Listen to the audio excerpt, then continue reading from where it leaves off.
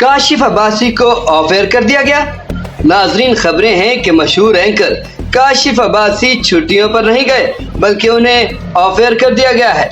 कहा जा रहा है कि उनका प्रोग्राम अब नशर नहीं होगा, लेकिन सवाल ये है कि काशिफ अब्बासी ने ऐसा क्या किया था कि उनका शो ही बंद कर दिया गया।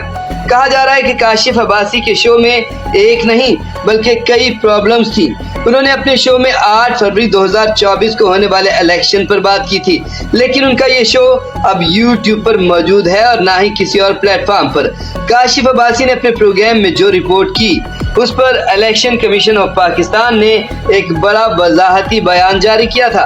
इलेक्शन कमीशन के तर्जुमान ने कहा था कि इस रिपोर्ट से ये जाहिर होता है कि पतन और उसके ओहदेदार मुल्की इदारों को बदनाम करने के लिए एक मुनज़्ज़म साजिश का हिस्सा हैं।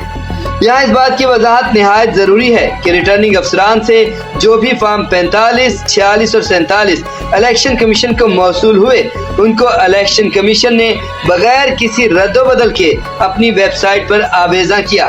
तर्जुमान इलेक्शन कमीशन ने बताया कि जो आज तक मौजूद हैं और इस सिलसिले में मुतासरा फ़रीक़ैन ने अपनी इलेक्शन पिटीशन कानून के मुताबिक इलेक्शन ट्रिब्यूनल में दायर की हुई हैं, जिनकी समाअत जारी है और कुछ ट्रिब्यूनल्स ने फ़रीक़ैन का मौक़िफ़ सुनने के बाद पिटीशन पर फैसला जात भी कर दिए हैं। तर्जुमान इलेक्शन कमीशन का मजीद कहना था कि वोटर्स का टर्न आउट इलेक्शन कमीशन की सालाना और पोस्ट इलेक्शन रिपोर्ट में शामिल है, जो कानून के मुताबिक शाया की जा रही हैं।